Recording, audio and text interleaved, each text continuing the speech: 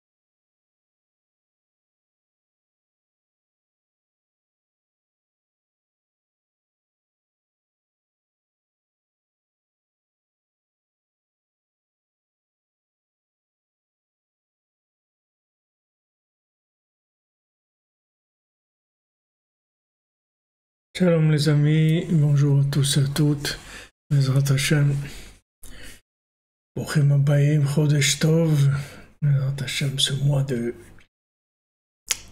Av, un mois de Yeshuot, Hashem, de délivrance, de réussite pour tout le monde. Et oui, et comme vous le voyez, le Mishkan, il devient une réalité. Ouais. C'était d'abord une réalité virtuelle, et puis maintenant, Baruch Hashem, ça avance. C'est pas facile, et je peux vous dire que il faut passer des choses qui sont extrêmement désagréables à vivre. Mais Baruch Hashem, le Rebbe, il est là pour nous encourager, et vous êtes là aussi, et on avance, Baruch Hashem. C'est merveilleux.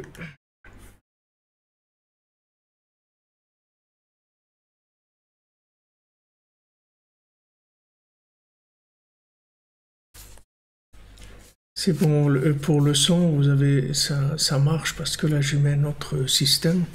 J'espère que tout va bien. Alors, mes Hashem, que ce Rosh Chodesh, ce soit Rosh Chodesh Av, que ça se transforme tout en joie, comme Rabbeinu dit, Yeshinyan, Shemit Haper, Akol Letova.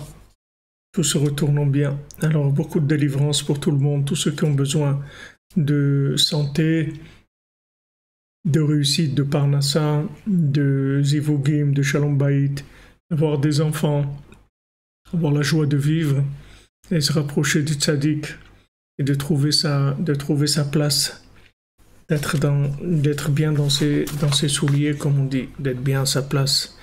Alors surtout la Refoua, la Yeshua, pour le Rav Besançon, Israël Yitzhak Ben Fortuné, David Ben Mesoda Cohen, Loalia Esther Chava Batraya Daniel, Laurence Sultana Bat Rachel, Olivier Fénichel, Raphaël Ben Kamuna Malka, Daniel Ben Émilie Darmon, Uchama Bat Esther, Sandrine Bat Janine, Janine Bat Eglantine, Marion Myriam Bat Véronique, Zachary Shlomo Ben Shira, Dvora Kochava Bat Elisheva, Bat Sheva, Dvora Bat Corinne Ayala, Léa Anna Bat Mesoda, Léa Bat Chana, Aurelda Bat Rivka, Laura Bat Jacqueline, Yura Bat Lisa Esther, Shaili Bat Sarah, Fabien Ben Suzanne, Sophie Bat Nadine, Sacha Ben Sophie, Noah Bat Sophie, Yosef Ben Esther, Sarah Chaya Bat Esther, Ruchama Bat Esther, Elisha Ben Esther, Léa Bat Esther, Bat Sheva Bat Esther, Roselyne Shoshana Bat Eliane Rachel, Rachamim Ben Ruth, Tzifrora Bat Chaya Kamra, Rekia Bat Rachma, Rebecca Daniel Bat Yvette Esther Rachel, Shirael Bat Rachel, Shalom Ben Moshe Ben Shabbat, Simon Gershon Bat Israël, Itamar Ben Hélène Dalia, Esther Batata, Jonathan Yehuda Ben Bettina Simcha,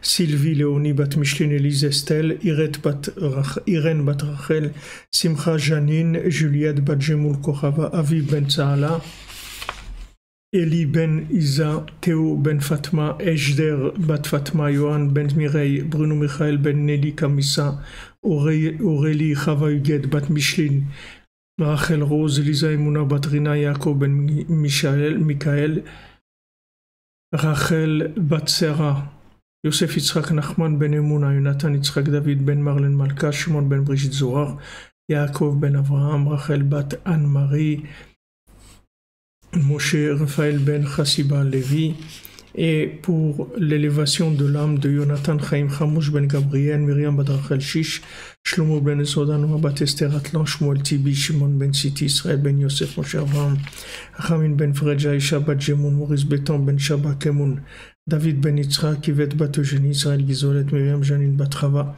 Serer Bat Sarah Doré, Pessar Ben Herman, Albert Avraham, Habib Ben Marie, Waknin Francis Ben Carmel, Dov Ber Avraham Ben Sarah Rivka, la fois Shlema pour Yechel Rouven Ben Gemara, Kola Yeshuvot. Merci pour vos bénédictions. On soit tous bénis par le tzaddik. Ezrat Hashem.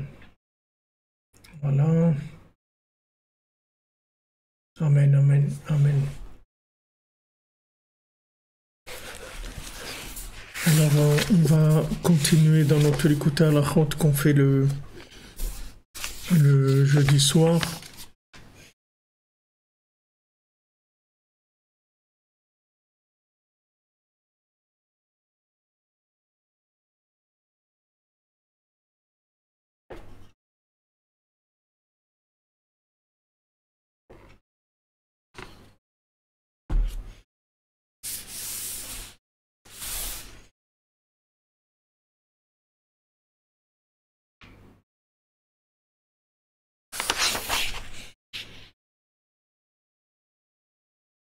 Alors, on avait parlé des conseils du serpent.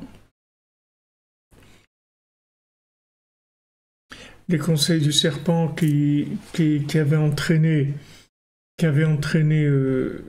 en fait tous les problèmes. Zivug pour Gad Ben Avraham, qui avait entraîné tous les problèmes.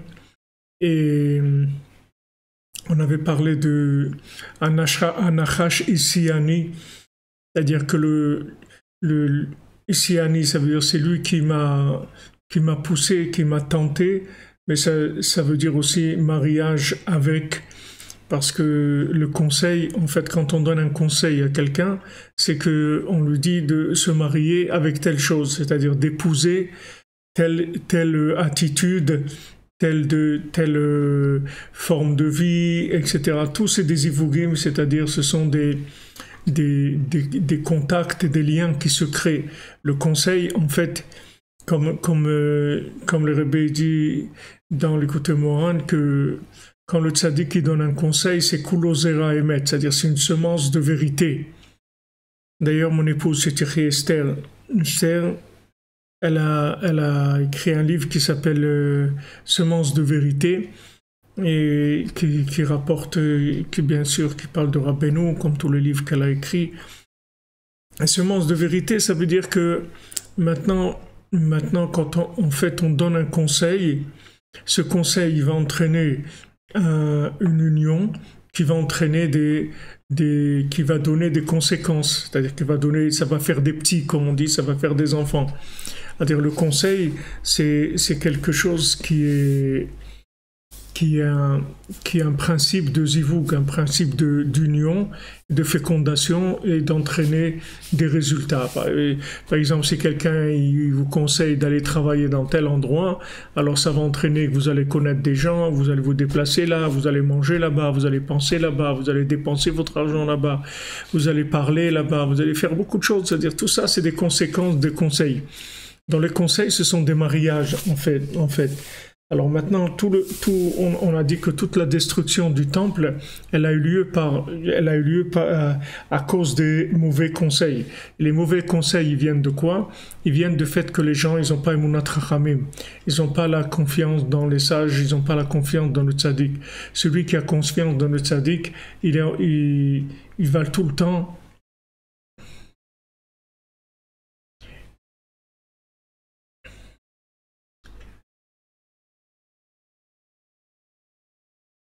celui qui a confiance dans le tzaddik, il va toujours avoir des bons conseils. Comme on voit pour Yoshua ben Nun, bien que maintenant il y avait les mitnagdim, tous les gens qui étaient opposés à Eretz Israël et qui ont été parlés du mal, du faire de la Lachon Hara sur Eretz Israël. Et maintenant, le fait que Yehoshua, c'était l'élève de Moshe Rabbeinu, il a été protégé contre les conseils des Meraglim. Et Kalev ben Yefouné, lui, il a été pris à Hebron chez les Avot, chez les patriarches. Il a été sauvé aussi du conseil des Meraglim.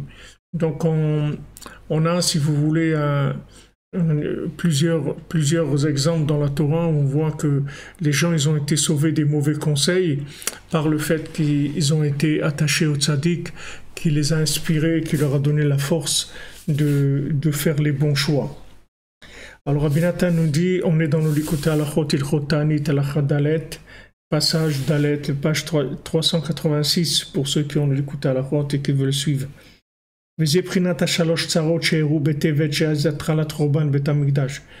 Maintenant, il y a eu 3 malheurs qui ont eu lieu pendant le mois de Tevet, que dans ce mois de Tevet, c'était le début de la destruction du temple.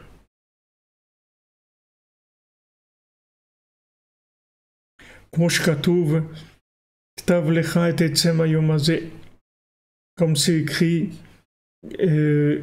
écrit pour toi, l'essence de ce jour-là. Et ça, c'est mentionné dans les textes des slichot, c'est-à-dire des demandes de pardon qu'on fait le jour du 10 Tevet. Qu'est-ce que ça veut dire Ktav Lecha? C'est Shenirteva Torah Yevanit. C'est-à-dire la Torah, elle a été écrite en grec. Qu'est-ce que ça veut dire la Torah, elle a été écrite en grec? Ça veut dire tout simplement elle a été écrite en grec, mais ça veut dire que maintenant le côté de la Grèce qui était le côté de tout ce qui était olympique, réussite de l'homme qui est capable, l'homme fort, l'homme qui va se battre, qui va rentrer dans la compétition, etc. Toute cette vision de la vie, elle est rentrée dans la Torah elle-même. C'est-à-dire la Torah elle-même, elle a été traduite dans une Torah grecque, dans une Torah de Esav, dans une Torah de Yevanim. C'est-à-dire que la Torah, au lieu de devenir quelque chose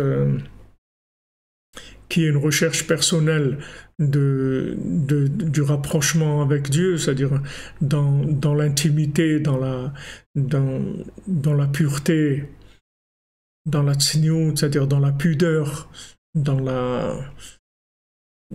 l'humilité. C'est devenu aussi une course à la réussite, le plus fort, le plus grand, le plus ci, le plus ça. Comme on dit pour le Baal Shem Tov, une fois quelqu'un il est venu le voir et il lui a dit Rav, voilà, j'ai étudié des centaines de pages, etc. Alors le Baal Shem Tov lui a dit, combien il faut que tu étudies encore de pages pour enlever ton chapeau? C'est-à-dire que le Baal Shem Tov, il n'a pas du tout apprécié cette vision des choses, de dire, voilà les quantités que j'ai faites, etc.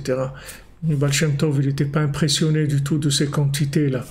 Donc la vision grecque de la Torah, c'est ça, c'est-à-dire que c'est rendre la Torah comme être quelqu'un de plus fort que l'autre, d'avoir fait plus que l'autre, alors qu'il n'y a pas besoin de faire plus ni de moins, il y a besoin de faire juste ce qu'on a à faire, c'est tout. Comme Hachem il a dit à Abraham Avinu, et alech lefanai veillez tamim, marche devant moi et sois intègre, c'est tout ce que je te demande. Il n'a pas demandé de la quantité de quoi que ce soit. Alech lefanai, marche devant moi et sois quelqu'un d'intègre. Tout à fait. Comme vous dites, quand on est attaqué, ça veut dire que bon, Hachem, Hachem, il est avec nous. Hachem, il est toujours avec les gens persécutés, même s'ils ont tort. C'est écrit, Hachem, il va cacher un irdaf. Toujours quand quelqu'un est persécuté, Hachem, il est avec lui. Même si celui qui est persécuté, il a tort, et celui qui persécute a raison. Hachem, il ne supporte pas la persécution, même au nom de la vérité. Même au nom de la vérité. Donc Hachem, il est toujours avec les gens qui sont persécutés, tout le temps, même s'ils ont tort. Quand on est persécuté, on n'a pas besoin de réfléchir si on a raison, on a tort. Le fait qu'on est persécuté, Hachem, il est avec nous. Alors ça a été, donc la Torah a été traduite en grec. Et ça, qu'est-ce que ça affaiblit la puissance de notre écriture et ça a donné de la force à l'écriture profane, à l'écriture grecque. Puisque la Torah elle-même a été écrite dans cette écriture-là. Donc ça affaiblit énormément l'écriture hébraïque, c'est-à-dire l'écriture divine qui est dans les lettres de l'alphabet hébraïque avec lesquelles Hachem a créé le monde, avec lequel le monde se maintient. Et donc ça a transformé dans des écritures qui sont des écritures imaginées par l'homme, d'après sa volonté de manipulation de la vie et des lois naturelles. Donc il y a eu, si vous voulez, un affaiblissement de l'écriture hébraïque. C'est-à-dire quand l'écriture est forte, quand l'écriture hébraïque est forte, ça permet de concentrer la vision des choses vers la vérité. Parce que ces lettres-là, comme c'est elles qui alimentent le monde, qui alimentent la vie de toutes choses, donc elles sont directement connectées au divin. Mais quand quelqu'un, maintenant, il va utiliser une écriture qui a été inventée par des êtres humains, d'après ce qu'ils ont envie de faire dans ce monde et leur interprétation de la vie, ça va faire que cette écriture-là, elle va dominer, c'est-à-dire elle va dominer dans sa façon de faire voir les choses aux gens. L'écriture, c'est quelque chose qui va entraîner la vision des choses. Donc on voit qu'il y a eu, en même temps, il y a eu la traduction, c'est-à-dire l'écriture de la Torah en grec, et aussi il y a eu la mort de Ezra Sofer. C'est-à-dire le Sofer Ezra Sofer, lui, le scribe Ezra, il est mort en Sarah Betevet, le 10 Tevet, et lui, c'est le premier scribe qui s'est occupé beaucoup de réparer l'écriture de la Torah comme il le fallait. C'est-à-dire, lui, il a amené beaucoup de corrections dans la Torah par rapport à des erreurs qui s'étaient accumulées. Il a corrigé l'écriture, le principe de l'écriture, de manière à la rendre la plus parfaite possible. Valken tsarat mitato ou shaykha le tsarat ktivat haTorah bekitvehem שהוא ההפך מהתיקון שעשה עזרא הסופר, על ידי שהיה עוסק להיות סופר וכותב בכתבנו כידיננו והמשיך שלמות כתיבת ספרי התורה בעולם. Donc maintenant il y a un lien entre le fait que la Torah a été écrite en grec et le fait que Ezra Sofer est décédé, parce que les deux c'est le même principe. C'est-à-dire que le fait que maintenant Ezra Sofer est décédé, ça veut dire celui qui a réparé l'écriture, il est décédé, il est parti. Donc il y a eu des liens, c'est-à-dire qui se sont créés, c'est-à-dire la traduction grecque, ça veut dire l'interprétation différente des textes. Les textes, ils ont commencé à être interprétés différemment. Donc ça a commencé à entraîner la destruction de la maison d'Hachem. La destruction de la maison d'Hachem, elle s'est pas faite par la destruction directement de la maison. Ça a commencé d'abord par la destruction de la vision des choses. C'est-à-dire, il y a une vision des choses qui empêche de voir la présence divine dans le monde, c'est-à-dire qui empêche la résidence de la Shrina, de faire résider la Shrina dans le monde. Hachem ne peut pas résider dans des endroits dans lesquels on n'a pas une vision qui est correcte des choses, même si on est loin. Même si quelqu'un il est loin, peu importe la distance que quelqu'un il a avec entre son comportement et la vérité, mais c'est pas pour ça qu'il faut toucher à la vérité. La vérité c'est la vérité. Maintenant, si je suis loin et j'arrive pas, alors Bezant Hachem, je vais y arriver. Mais maintenant, voilà, c'est interprétation, comme vous dites, et altération des textes. C'est-à-dire, si maintenant quelqu'un, il y a deux possibilités. Soit maintenant, soit maintenant vous dites, voilà, maintenant, moi, j'arrive pas à faire ça, ou j'arrive pas à faire ça. Mais je sais que c'est ça qu'il faut faire. Ça, c'est une chose. Soit vous faites ce qu'on appelle la philosophie du besoin. C'est-à-dire que maintenant, ce que vous voulez, c'est telle chose. Et maintenant, par rapport à ce que vous voulez, vous allez trouver dans la Torah des choses qui vont vous dire, voilà comment il faut faire, que c'est bien, etc. Par exemple, quelqu'un il a envie de changer de pays. Ok, alors il va aller chercher dans la Torah des choses qui vont l'encourager pour changer de pays. Quelqu'un est devenu riche, alors il va voir dans la Torah que c'est bien d'être riche. Tout ce que quelqu'un il va vouloir faire, il va aller chercher des raisons pour appuyer ses choix. Mais ça veut dire qu'il a traduit la Torah en grec. C'est-à-dire que maintenant, d'abord, ce qu'il faut, c'est faire la volonté d'Hachem, vouloir la volonté d'Hachem.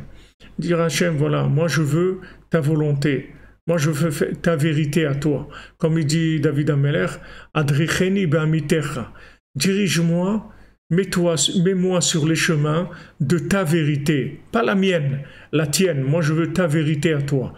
Ah, maintenant je suis loin, de cette vérité, c'est pas très grave. C'est-à-dire, ce qui est grave, c'est de transformer la vérité dans ma vérité à moi. C'est-à-dire, prendre les textes et en faire une interprétation qui est mon interprétation à moi. Alors là, je vais affaiblir l'intensité de l'écriture, puisque normalement, l'écriture, elle a, si vous voulez, force de loi. C'est-à-dire, l'écriture, c'est elle qui va imposer la mise en place des éléments.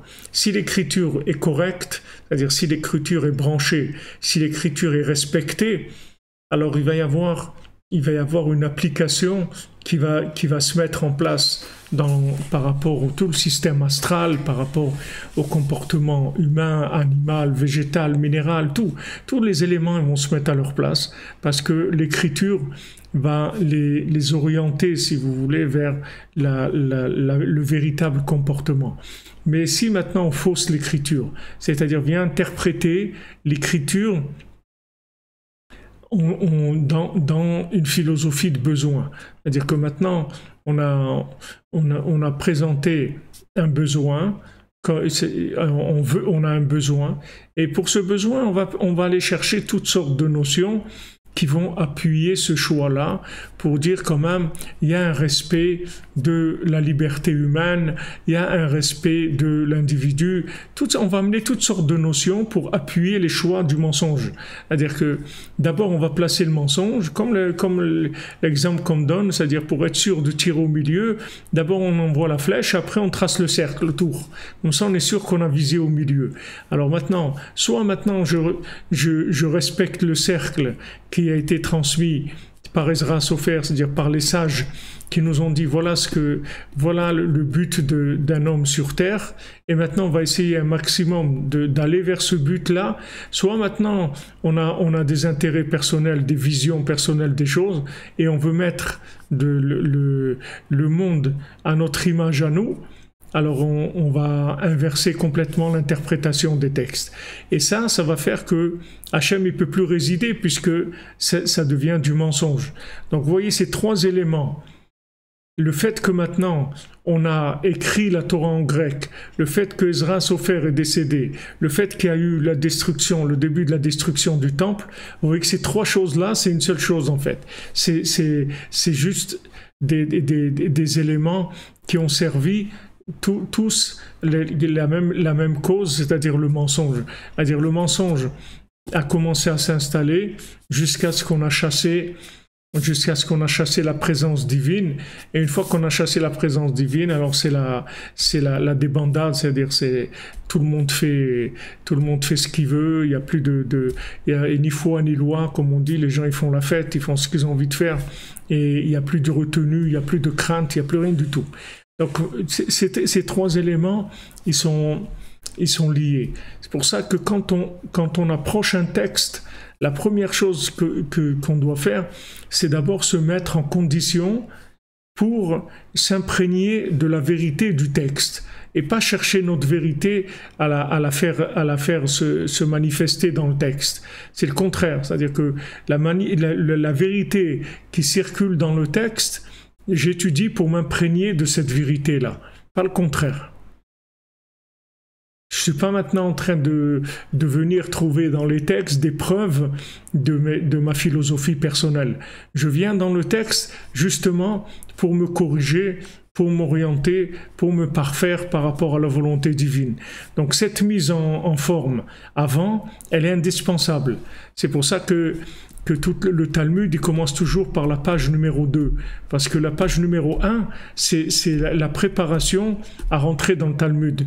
Pour entrer dans le Talmud, il faut d'abord avoir le Aleph, c'est-à-dire la Emouna, être d'abord branché, dire voilà, moi ce que je veux c'est faire la volonté divine, et maintenant à mon niveau, je suis comme je suis, j'ai les forces que je suis comme je suis, mais en tout cas, chaque millimètre que je vais avancer dans le bon sens. Et je ne vais pas du tout essayer de manipuler le texte par rapport à ma vérité à moi. Donc dans le monde, c'est tout à fait le contraire. Vous voyez Esav, il change les textes, il manipule les textes, il fait tout ce qu'il veut pour imposer sa vérité. Pour imposer sa vérité, alors que maintenant, il y a des choses qu'Hachem a dites et qui sont de la vérité absolue. Les paroles d'Hachem, c'est de la vérité absolue. Les paroles de Dieu, c'est la vérité absolue. Elle n'est pas relative. Maintenant, l'homme, il doit faire le maximum pour se rapprocher de ça. Mais pas qu'il vienne manipuler les textes, essayer de trouver des preuves à sa bêtise.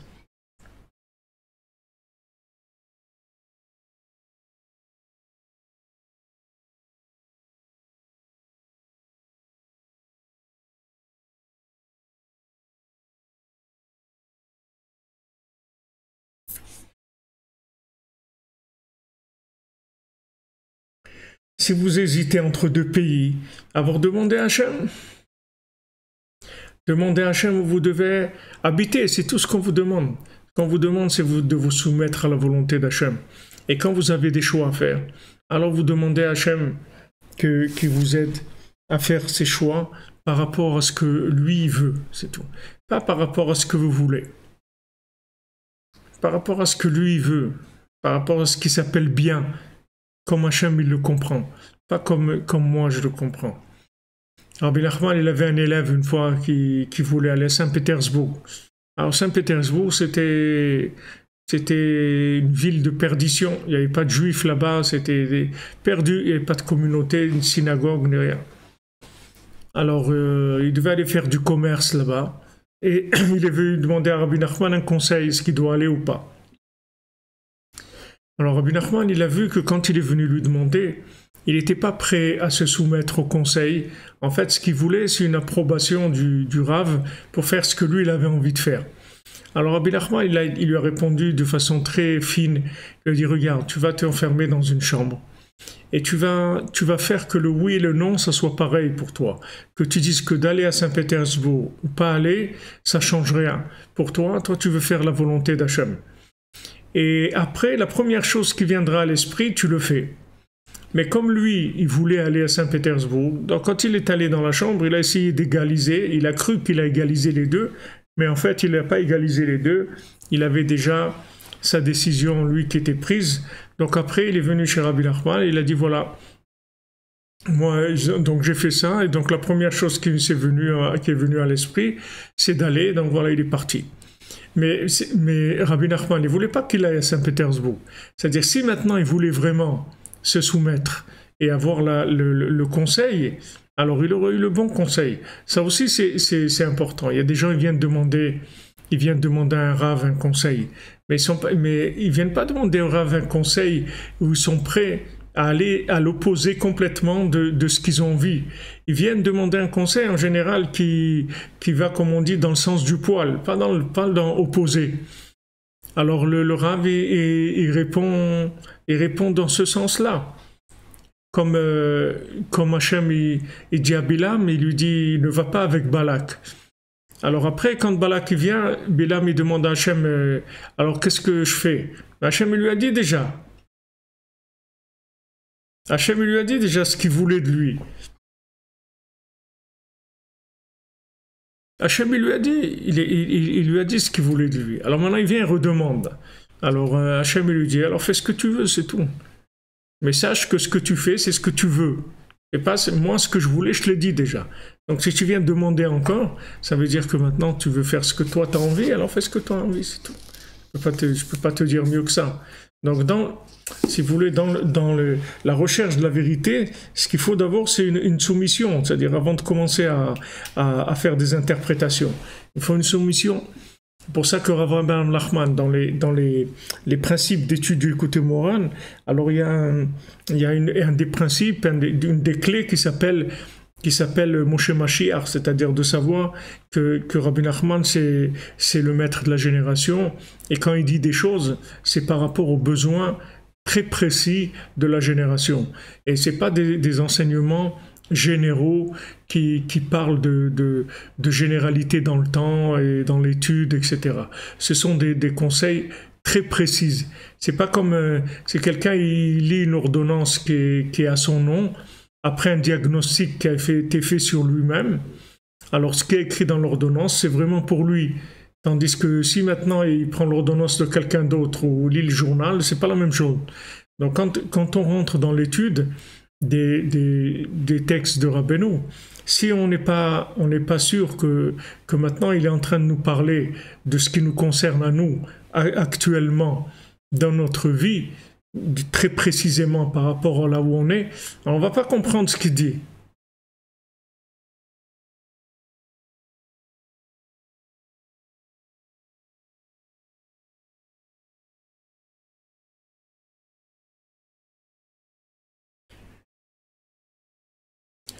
Non, c'est pas le fait de redemander à Hachem, c'est pas refuser sa volonté, c'est qu'il y a des choses qui ont été dites déjà.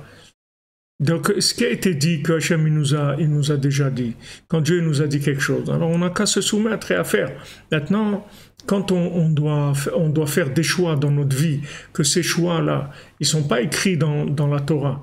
Dans la Torah, il n'y a pas écrit dans quel quartier vous devez habiter ou dans quel pays vous devez habiter. Bon, il y a Eretz Israël, mais je veux dire, c'est pas tout le monde qui est prêt à vivre en Eretz Israël et il y a des gens qui doivent passer des fois par d'autres pays, ou des fois des gens, même ils sont en Israël, doivent repartir, revenir, même Abraham Avinu, quand Hachem il lui a dit je te donne Eretz Israël et tout de suite après il est obligé de sortir parce qu'il y avait de la famine, etc.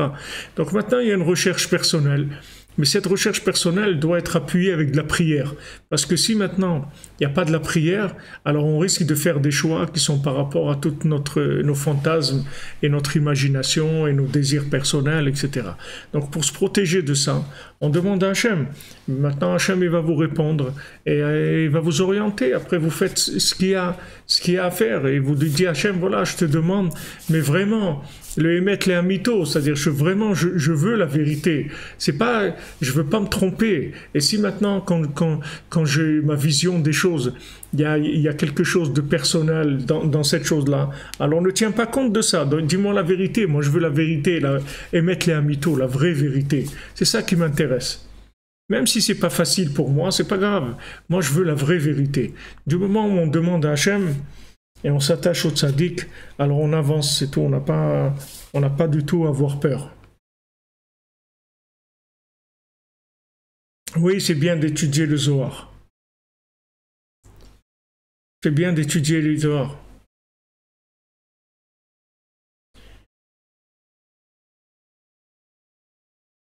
Le Zohar, c'est bien, c'est bien. Tous les Sfarim qui sont de Rishonim. Exactement, la Torah orale, c'est la prière. C'est-à-dire, pour obtenir la Torah orale, on fait la prière. Baruch haba Yosef Moshe.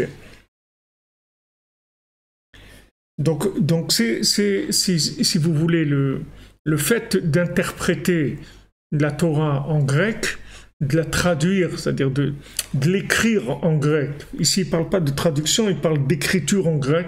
Le fait de l'écrire en grec, ça a donné une vision des choses qui était déjà erronée. Donc ça a entraîné la mort d'Ezra Sofer. C'est-à-dire que celui qui a la véritable écriture, il s'éloigne.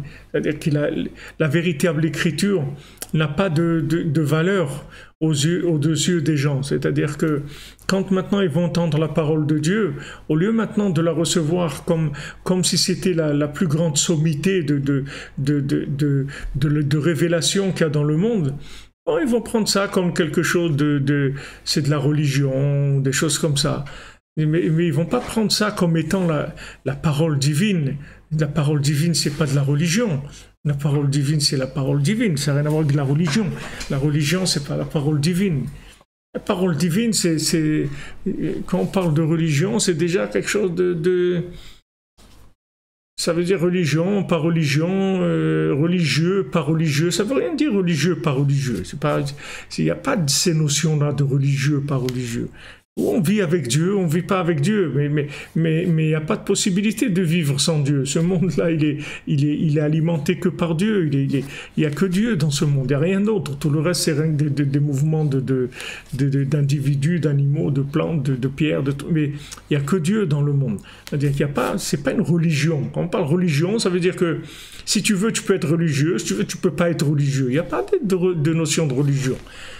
La parole divine, c'est la vie, c'est tout, c'est rien d'autre. Alors, si maintenant la parole divine, on la place dans le niveau absolu dans notre vie.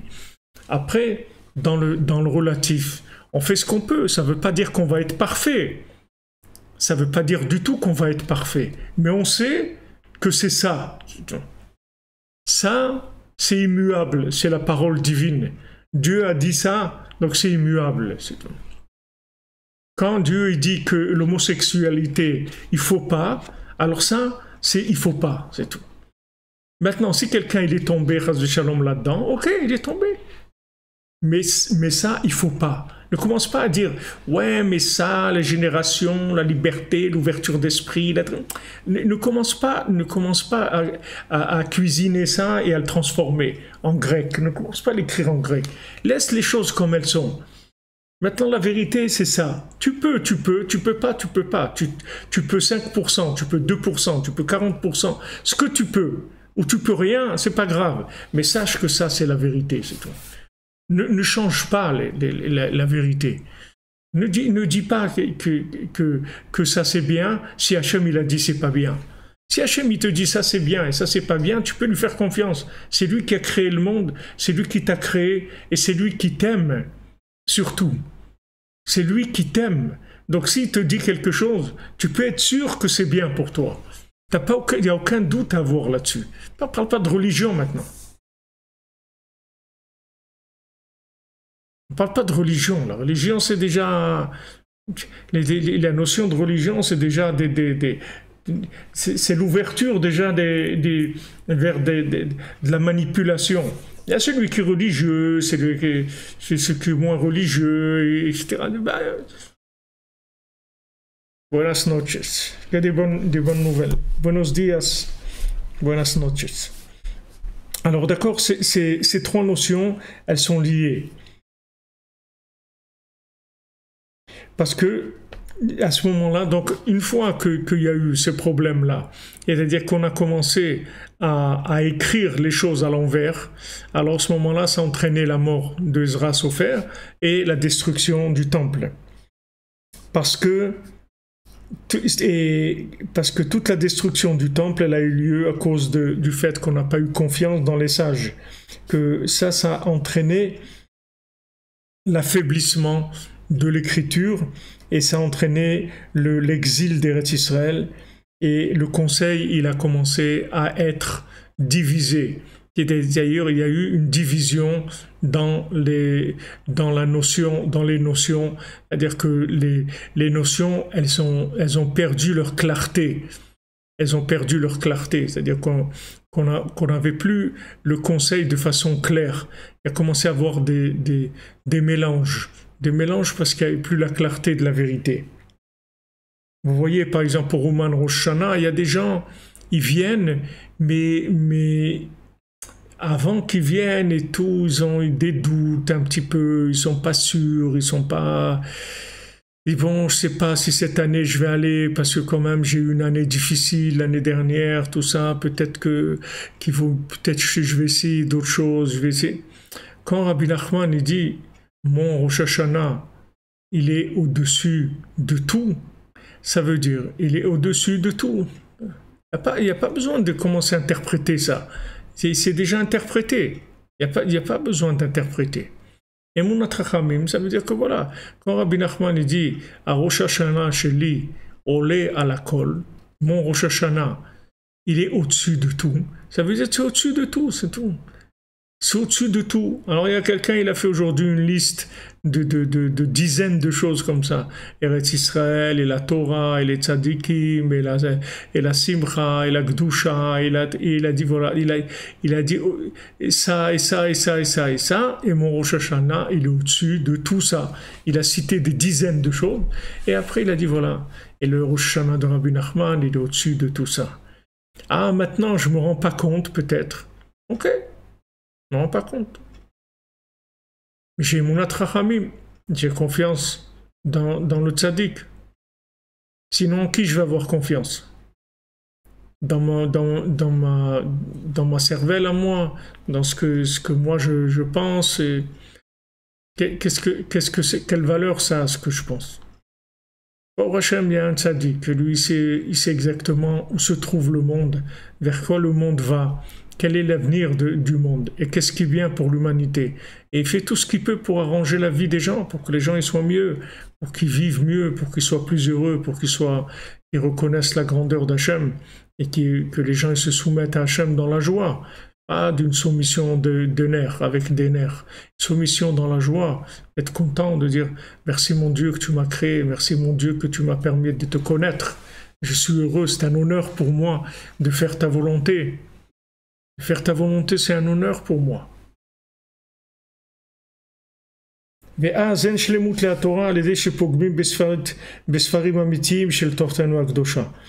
maintenant, il ne peut pas y avoir de perfection dans la Torah si maintenant on a abîmé les textes, si maintenant on a eu une interprétation des textes erronée.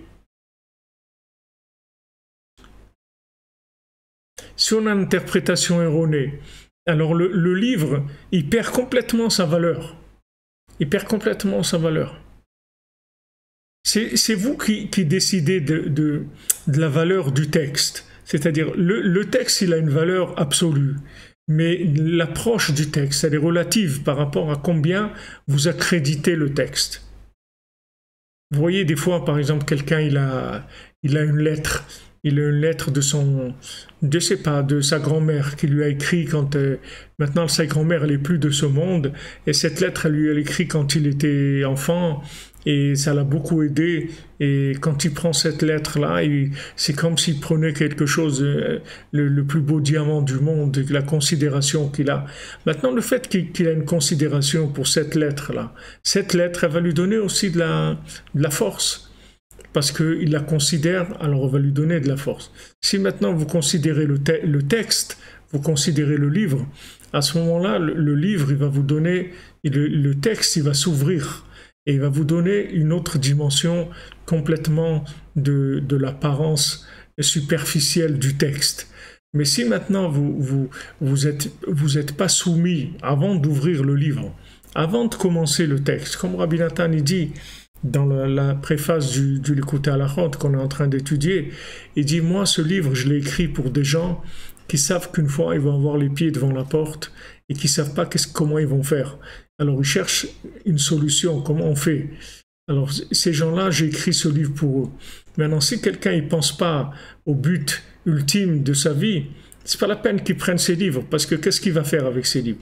Ah, il va voir des belles choses intéressantes, des associations d'idées, des trucs. Mais c'est pas, il n'a pas écrit pour ça.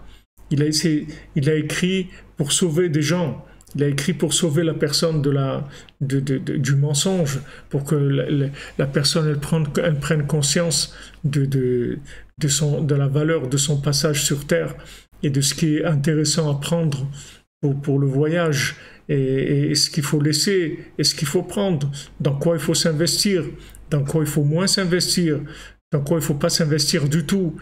Tous ces choix-là, ils sont faits par rapport à la considération qu'on a de la parole divine. Donc quand vous prenez un livre, le livre, il peut tout vous donner. Il peut vous donner des révélations extraordinaires, mais ça dépend combien vous l'accréditez, le livre. Si vous lui donnez un accréditif très élevé, alors il va vous donner des choses merveilleuses. Donc Rabbi Nathan il dit, si maintenant on a une écriture grecque de la parole divine, de la Torah, à ce moment-là, qu'est-ce que vous voulez qu'elle vous donne, la Torah? Elle va vous donner l'impression qu'il faut faire les Jeux Olympiques et que c'est bien et que la Coupe du Monde du football c'est intéressant et voilà, c'est tout. Vous allez vivre des choses comme ça parce que c'est ça que l'écriture elle a donné. Donc il y a un affaiblissement de l'intensité du texte, alors que le texte, tout texte kasher, c'est-à-dire tout texte qui vient de l'époque de Moshe Rabbeinu, du Zohar, ou de la Kabbalah, ou du Talmud, de la Mishnah, des Midrashim, tous ces Sfarim-là, tous ces livres-là, ils sont ouverts sur l'infini. Le texte, il est ouvert sur l'infini, il peut vous transmettre tout ce que... Si vous trouvez avec un texte du Talmud dans le désert et que vous n'avez rien d'autre, dans ce texte-là, vous allez trouver tout. Même si vous n'avez qu'une page du Talmud. Dans cette page-là, vous pouvez trouver tout ce que vous avez besoin de savoir dans l'endroit où vous vous trouvez. Peu importe où vous vous trouvez. No matter where you are, no matter who you are, n'importe où vous êtes, vous allez trouver tout là-bas. Parce que c'est un texte, l'écriture qu'il y a, elle est divine. Donc elle est ouverte. Maintenant, ça dépend combien vous l'accréditez. Si vous l'accréditez comme étant le texte qui peut vous donner la solution à votre vie, alors il va vous parler, le texte.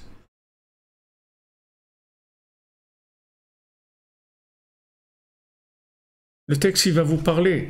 Mais si maintenant, vous cherchez la consommation et l'argent et l'honneur et n'importe quoi, alors le texte aussi va s'adapter à vos besoins, à votre vouloir. Et ça va devenir la philosophie du besoin.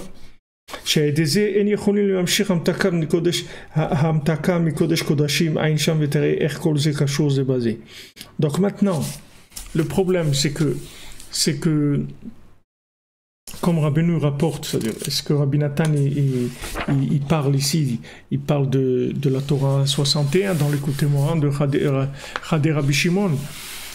Et là-bas, Rabbeinu dit que du moment où on n'a pas l'intensité de l'écriture, si vous voulez, on peut pas amener l'adoucissement de la rigueur qui vient du Kodesh Kodashim. C'est-à-dire que maintenant, il y a un endroit sur Terre qui s'appelle le Even Shtia, c'est-à-dire là où il y a le Kodesh Kodashim, c'est-à-dire le Saint des Saints. Quelle est la propriété du Saint des Saints, de cet endroit-là? En fait, cet endroit qui est la base de la création de tous les univers, qui est le contact entre l'infini et le fini, qui se trouve à cet endroit-là du temple, et dans le cœur du temple, c'est-à-dire c'est le Saint des Saints dans lequel le Kohen Gadol ne rentre que le jour de Yom Kippour, que Yom Kippour s'appelle Shabbat Shabbaton, c'est-à-dire c'est le Shabbat des Shabbats, c'est-à-dire c'est le jour qui est complètement au-dessus du temps, Rabbeinu dit. Et donc c'est cet endroit-là qui est en fait au-dessus de tout endroit, qui se trouve, c'est pour ça que le monde entier, chacun il veut se prendre Jérusalem. Alors que vous verrez, si vous prenez San Diego, il n'y a personne qui a envie de prendre San Diego. Il n'y a aucun pays qui dit « Ouais, San Diego, ouais, ben c'est à nous aussi, hein, truc et tout, on a tous, hein, c'est l'endroit de toutes les religions et trucs. » Pourquoi? Parce que San Diego, c'est tout, ça va pas plus loin que ça. Tandis que maintenant Jérusalem, que c'est le cœur du monde, c'est le Kodesh HaKodashim, ça inclut tout. Alors tout le monde se sent concerné par Jérusalem. C'est normal parce que ça inclut tout. C'est-à-dire que pourquoi tout le monde veut Jérusalem? Parce que tout le monde s'inclut dans Jérusalem. C'est pour ça que les gens ils veulent Jérusalem, parce que c'est ce point-là, c'est un point qui inclut tout. Donc comme c'est un point qui inclut tout, il inclut aussi le bien qu'il y a dans le mal. Et donc c'est l'adoucissement de la rigueur totale. Cet endroit-là, c'est l'adoucissement de la rigueur totale. Mais pour que cet endroit-là, il puisse donner ce qu'il a à donner, c'est-à-dire la notion si vous voulez, d'adoucissement par le fait qu'on va prouver qu'en fait dans le mal il y avait du bien et qu'on va prendre le bien qui se trouve dans le mal et à ce moment-là tout le côté négatif va disparaître. Pour arriver à ça, il faut que l'écriture elle ait toute sa puissance. C'est-à-dire quand l'écriture elle est accréditée complètement par le fait que je sais que c'est une écriture sainte, que ces paroles-là elles sont saintes. Du moment où j'ai une approche de ces paroles comme étant des paroles saintes, elles ont la possibilité de remonter jusqu'au sein des saints, c'est-à-dire au Kodesh Kodashim, et d'adoucir toute la rigueur du monde. La rigueur, ça veut dire toute possibilité de se tromper, toute possibilité de vivre des vies complètement à l'envers. C'est ça l'adoucissement de la rigueur. L'adoucissement de la rigueur, c'est pas uniquement que quelqu'un on lui a pas volé sa voiture ou il a retrouvé son porte-monnaie, ou c'est pas que ça l'adoucissement de la rigueur. Le principal de l'adoucissement de la rigueur, c'est d'arriver à ne pas se tromper dans ce monde et arriver à vivre la vie la plus optimisée qu'on peut par rapport à ce monde et par rapport à l'autre, qu'on vive vraiment branché dans la joie avec Hachem dans tout le moindre seconde de notre journée. C'est ça le but. Mais pour arriver à ça, il faut accréditer le texte, si vous voulez. Il faut avoir une approche du texte comme étant porteur de tous les messages dont je peux avoir besoin à ce moment-là. Et ce texte-là, il a la possibilité de me remonter jusqu'au sein des saints et de me connecter à l'infini. Et si j'arrive à ça, si j'ai adouci toute la rigueur, même si je me trouve dans un niveau qui est médiocre, c'est pas important. Ce qui compte, c'est à quoi je me suis attaché. Si je suis attaché à cette notion-là, cette notion, elle va adoucir toute ma vie. C'est-à-dire, elle va faire de ma vie une... Ok, vous allez trouver.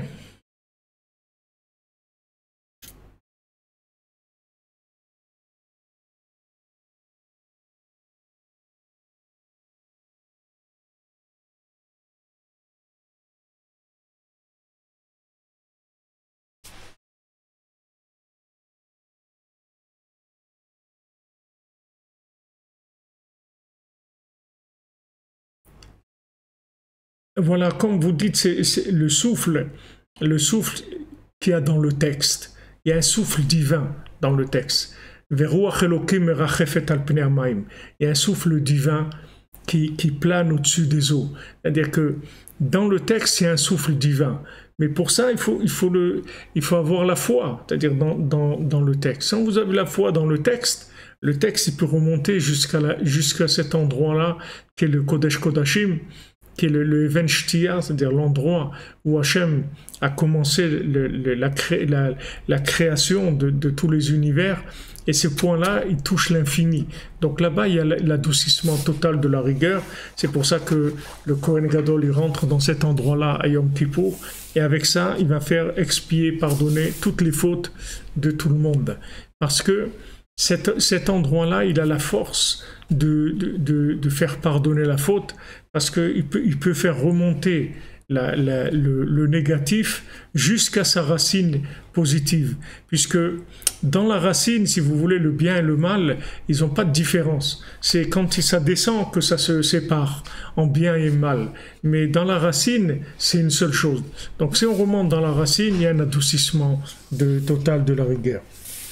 Alors Rabbi Nathan il continue en nous disant V'zeprinat machloket hashvatim im Yosef shegaram hagalut ve'chorban. Ça c'est la dispute qu'il y a eu entre les tribus et Yosef. Cette dispute qu'il y a eu, cette guerre qu'il y a eu entre eux, ça a entraîné l'exil et ça a entraîné la destruction du temple.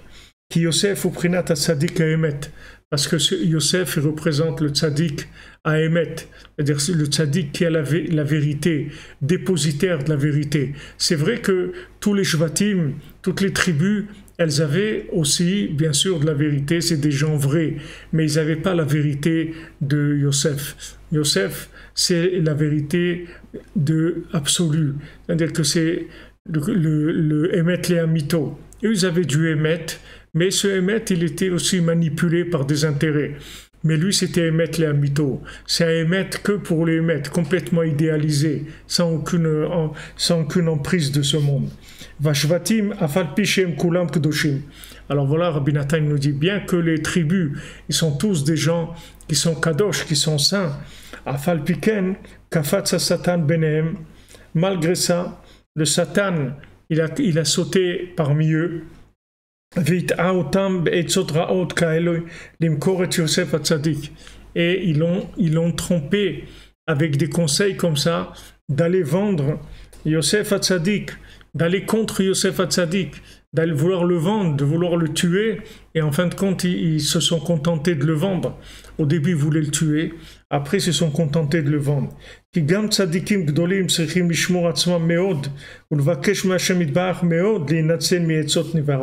Parce que même des grands tzadikim, il dit Rabbi Nathan, des grands tzadikim, ils doivent prier et faire attention à eux, de demander à Hachem beaucoup d'être sauvés des mauvais conseils. Bifrat beinyan machloket shesham ikar et gabrut satan shemachlis svarot balev tzadikim. C'est surtout dans la dispute où le Satan il rentre dans le cœur des tzadikim, des idées, des façons de voir les choses, jusqu'à qu'ils ont l'impression qu'il faut persécuter le tzaddik à Emet. Alors il faut le persécuter, c'est une mitzvah, comme ils ont dit. Pardon. Ils ont dit c'est une mitzvah de persécuter Rabbi Nachman, c'est une mitzvah de persécuter Rabbi Nathan, de le tuer. Et même aujourd'hui, c'est la même chose. Tous les gens qui veulent faire des choses pour Rabbi Nachman et tout, ils sont persécutés. On les persécute.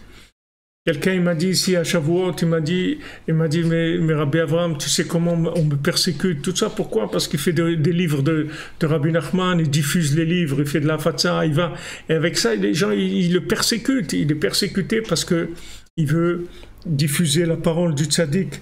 Donc maintenant tous ces gens-là, même s'ils sont des gens qui sont des tzaddikim, il dit Rabbi Nathan, il dit que tzadikim gdolim, c'est pas maintenant stam des tzadikim, des grands tzadikim.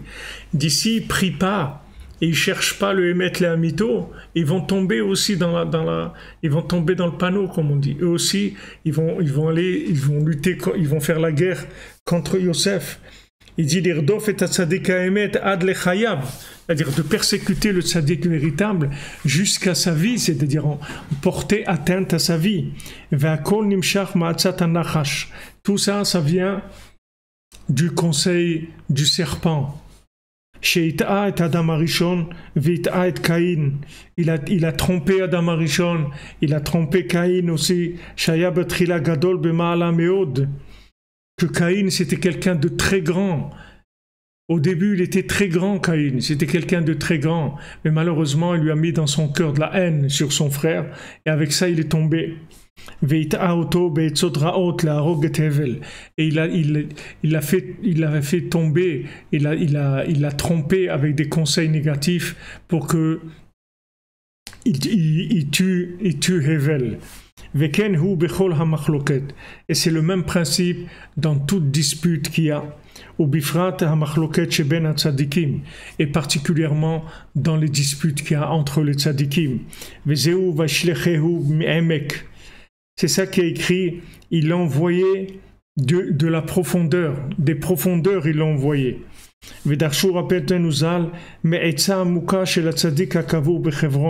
C'est-à-dire du conseil profond du tzaddik qui est enterré à Hebron, c'est-à-dire d'Avraham Avinu, qui atam marom leolam Hashem veyado ala eliona tamid, parce que toi Hashem tu es au-dessus de tout et ta main elle est toujours au-dessus de tout. C'est-à-dire, il n'y a personne qui va entraîner, en fin de compte, une faillite de l'humanité. Personne.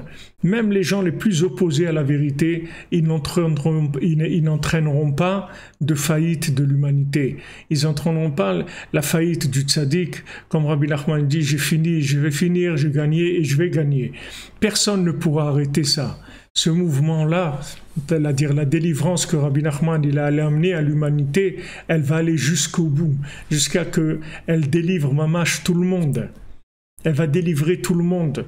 Vous voyez tous nos amis au Cameroun, en Côte d'Ivoire, partout, Baruch Hashem, partout se renforcent les gens avec Rabbi Nachman, avec Leïd Bodedout, avec Ratzot. Maman, j'étais impressionné quand je vois ces gens au Cameroun, en Côte d'Ivoire, ils se lèvent tous les soirs à Ratzot, ils font 1 heure d'Id Bodedout et le Tikkun HaKlali, et ils font un groupe ensemble où ils finissent tous les psaumes tous les jours. C'est merveilleux. Vous voyez que Rabbi Nachman, il gagne, mais il va chercher des soldats qui veulent s'engager, c'est tout.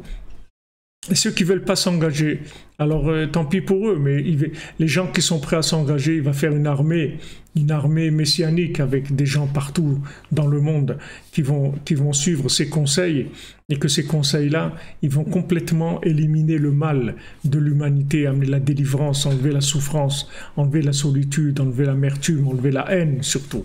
Surtout enlever la haine. C'est ça qui empêche tout, c'est cette haine qui vient. Cette haine, même si tu n'es pas d'accord avec l'autre, mais pourquoi de la haine? Pourquoi tellement de haine? Ok, ce qu'il fait, tu n'es pas d'accord avec lui, c'est pas ça. Mais pourquoi de la haine? Pourquoi cette haine gratuite-là? Pourquoi tellement de haine de voir quelqu'un qui est différent de toi? Ok, il est différent, tu ne comprends pas ce qu'il fait, tu ne comprends pas, tu dis mais quand même, il ne devrait pas faire ça, pourquoi il fait ça? Ok, tu ne comprends pas, mais pourquoi de la haine? Pourquoi cette haine gratuite qui empêche la délivrance du monde? Cette haine. Mais Bezant Hashem, l'amitié que Rabbi Nachman il amène entre ses élèves, cette amitié, elle va aller au-dessus de cette haine. Elle va complètement avaler cette haine et la transformer. Complètement, ça va tout transformer. Mais pendant qu'il y a la guerre, c'est pas facile. C'est pas facile. Rabbi Nathan, il n'a pas eu une vie facile. Rabbeinu, il n'a pas une vie facile. C'est des vies de gens persécutés. Pourquoi? Parce qu'ils ont voulu amener des solutions de délivrance pour l'humanité. Yafalpi chez Massara Bechira la Adam. Malgré que Hachem a donné le libre arbitre à l'homme.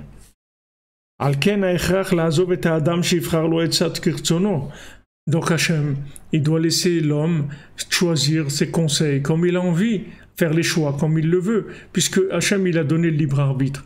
Donc il laisse chacun faire ses choix.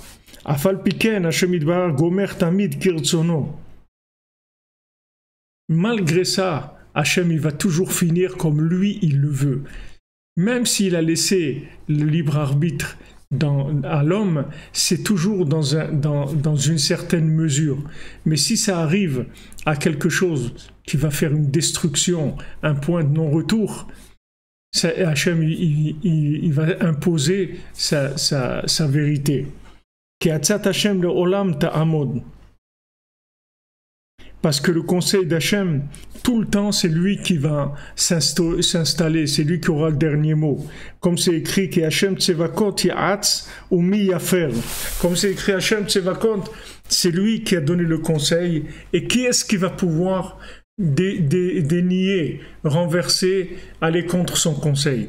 C'est-à-dire que bien que maintenant Hachem il a laissé le libre arbitre. Mais si maintenant le libre arbitre de l'homme, il va l'amener à un moment où il va y avoir une destruction des bases même de l'évolution de l'humanité vers la vérité, Hachem il va intervenir. Hachem il va intervenir comme dans Yosef, vous voyez, ils ont voulu lui faire ce qu'ils ont voulu lui faire, mais en fin de compte, ils ont dû se prosterner à lui comme il leur a dit, et il leur a dit Ani Yosef, ils ont dû le reconnaître en tant que maître de la génération. Ça a pris le temps que ça a pris la souffrance que ça a pris, mais en fin de compte, ils ont été obligés de le reconnaître. Alken, כשנתוועדו השבטים עם יוסף, לא היה אפשר ליוסף לחזור ולהתחבר עמהם עד שהביאו את בנימין. C'est pour ça que quand les frères de Yosef ils sont revenus le voir, il n'a pas pu reprendre le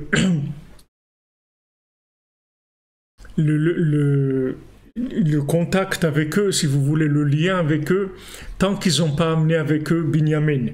Qui Binyamin ou Ikar Prinat Tikuna Etza Ashlema Amitit.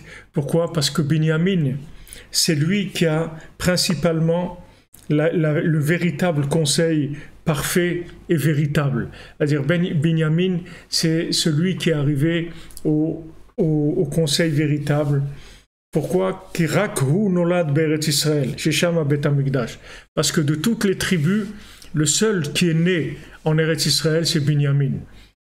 L'endroit du Beth Amikdash, Shesham Ikara Etza, que dans le Beth Amikdash, c'est là où se trouve le conseil principalement. Valken Ikra Binyamin, c'est pour ça qu'il s'appelle Binyamin, Ben Yamin, il s'appelle le fils de la droite. Prinat Etzot Amitiot, Prinat Lev Chacham Leimino, qui sont les véritables conseils, comme c'est écrit, le cœur d'un sage, il se trouve à sa droite. Donc la droite, c'est le côté de la bonté, c'est le côté de la miséricorde, c'est le côté du bien en général. D'ailleurs, dans le mot bien, si vous voyez bien, dans le mot bien, il y a le mot bin. Si vous écrivez bien, c'est bien, B-I-E-N. Alors, au lieu d'écrire B-I-E-N, vous écrivez B-I-N-E. Vous allez bin. Vous voyez que même dans le mot bien, il y a le mot binyamin aussi, à l'intérieur du mot bien. Parce que le bien, il se trouve à droite. Et donc, Binyamin, il est né à droite, c'est-à-dire qu'il est né complètement inclus dans la miséricorde d'Hachem. C'est pour ça que c'est dans sa partie, dans sa tribu, dans sa partie qu'il y a la construction du temple. C'est-à-dire c'est l'endroit même de la tribu de Binyamin aussi béni, vous avez raison Idriss, aussi béni, c'est-à-dire bien et béni aussi. Dans le mot bien, il y a le mot aussi béni, Chazak. Exactement. Il y a le mot ou le béni qui est Binyamin. Binyamin, comme vous le dites, c'est celui qui est béni. Il est béni parce qu'il est à droite. C'est l'endroit de la bénédiction. Tout ce qui est le côté droit, c'est le côté de la bénédiction. Shem Prinat Lev, alors maintenant, c'est le contraire des mauvais conseils, parce que les mauvais conseils, c'est Lev Ksil Lismolo. C'est écrit le cœur du fou, de l'idiot, il se trouve à sa gauche. C'est-à-dire le cœur de l'idiot, il est à droite.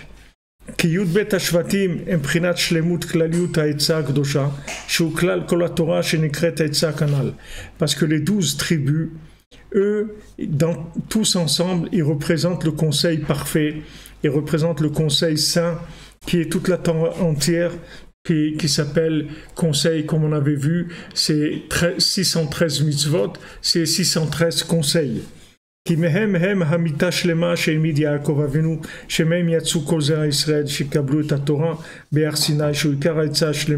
Parce que c'est eux-mêmes, ils représentent la descendance parfaite que Yaakov a établie, a mis en place, qui sont toute la descendance après, qui va recevoir la Torah. et qui va être le conseil principal. C'est-à-dire quand Hachem il a donné la Torah, en fait Hachem il a décidé par miséricorde de donner à l'homme la meilleure façon de vivre.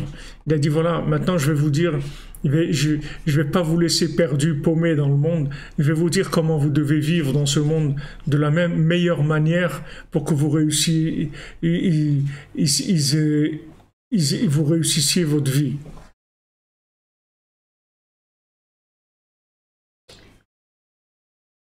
Non, mais quand vous dites le bon conseil à la bonne personne, mais au mauvais moment, c'est pas un bon conseil. Le conseil, il tient compte du moment. Si vous donnez à quelqu'un un conseil qui était valable en 1914, c'est pas un conseil. Le conseil, il tient, un des éléments principaux du conseil, c'est le moment. Ça fait partie tout à fait ça fait partie du conseil. Ouais, la gauche, c'est small, c'est petit. C'est tout petit. Il faut donner un conseil. C'est pareil, si la personne, elle n'est pas mûre pour entendre. C'est-à-dire que c'est pas la personne qui n'est pas mûre pour entendre. Le conseil, il doit être il doit être adapté à la maturité de la personne, sinon c'est pas un conseil. Quand vous donnez un conseil à un enfant, c'est pas comme un conseil à un adulte. Chacun, vous devez tenir compte de tout. Le conseil, c'est pas quelque chose qui est immuable. Au contraire, le conseil, c'est de tenir compte de tous les éléments de l'individu, de sa maturité, de l'endroit où il est, de ses possibilités financières, de son intelligence, de son aptitude, de son émotion, de toutes ces notions-là ensemble. C'est ça qui donne le bon conseil. Alors des fois les adultes ils sont des enfants et on s'en rend pas compte. Alors et c'est pour ça qu'on peut pas donner des conseils si on se rend pas compte. Si on se rend pas compte, alors le meilleur conseil que vous pouvez donner à quelqu'un, c'est de prier. Vous priez avec lui, vous priez pour lui, vous priez ensemble, vous lui dites de prier. Parce que si maintenant vous n'êtes pas capable de voir le niveau de la personne, alors vous pouvez pas donner un conseil. À moins que ce soit un conseil général, comme Rabbi Nachman il donne des conseils généraux, comme l'Aïd Bodedut, Chatzot, Tikkun HaKlali, Ouman, ça c'est général, vous ne pouvez pas vous tromper avec ça. Ça c'est pour tout le monde. Même pour un enfant de 7 ans, 8 ans, c'est pour tout le monde. Donc il n'y a pas vous ne pouvez pas vous tromper. Mais après, quand il faut rentrer dans des choses particulières, il faut que vous ayez un souffle, quelque chose qui vous permet d'englober la personne dans tout ce qu'elle est, dans la force qu'elle a. Des fois, il y a un conseil qui peut être donné à quelqu'un. Et c'est pas adapté, le conseil il est vrai, mais il n'est pas adapté à la personne. Donc automatiquement il n'est pas vrai, ça devient du mensonge. Parce que Rabbi Nathan il dit la vérité, elle est toujours adaptée à la personne. Parce que la vérité c'est une notion de connexion, c'est pas une notion intellectuelle.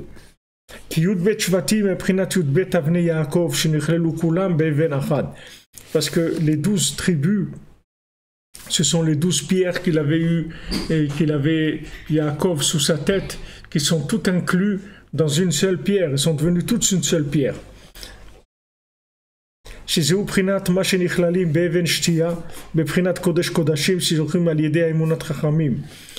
le principe qu'on s'inclut dans le Even Shtia, c'est-à-dire dans cette pierre-là, qui est la pierre de fondation du monde, qui est dans le Saint des Saints, et ça on y arrive par la Emunat Chachamim, par le fait qu'on a confiance dans le Tzaddik. Que grâce à ça, ça va multiplier les livres de notre Sainte Torah. Que ça c'est le conseil parfait. Justement c'est pour ça qu'il y a beaucoup de livres, parce que tous les livres ils sont adaptés à tout le monde, c'est-à-dire pour pouvoir parler à tout le monde, chacun à son niveau, chacun dans son niveau de vérité, de maturité, de capacité, de tout ce que vous voulez, chacun, n'importe quelle situation qu'on vit dans la vie, il y a toujours un conseil qui est adapté à nous. Valken izdarez Yaakov meod tekef shenolad Yosef livroach milavan. C'est pour ça que Yaakov s'est dépêché très rapidement. Dès que Yosef est né, tout de suite, il a dit, il faut que je me sauve de la maison de Lavan.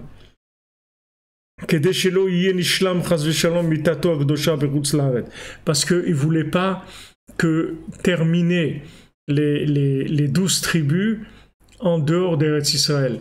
Dès qu'il a eu Yosef, comme lui, il savait qu'il devait avoir encore un garçon, donc il a tout de suite dit, allez, on rentre à la maison, comme on dit. C'est-à-dire, il voulait finir la naissance de la 12e tribu en Eretz Israël. Comme c'est écrit dans le Zohar.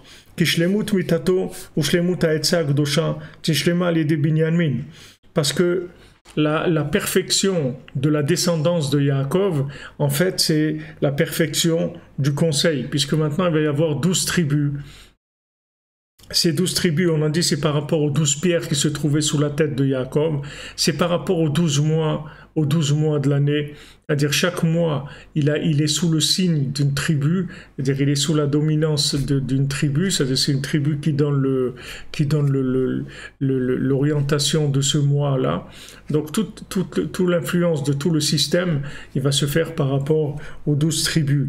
Donc maintenant, lui, il voulait absolument que le cercle soit fermé, c'est-à-dire quand on arrive à la conclusion de tout, ça se fasse en Eretz Israël et pas en dehors d'Eretz Israël. Il faut que Binyamin il naisse en Eretz Israël, parce qu'il voulait qu'il naisse dans l'endroit du Beth Amikdash, dans l'endroit où il y a le temple.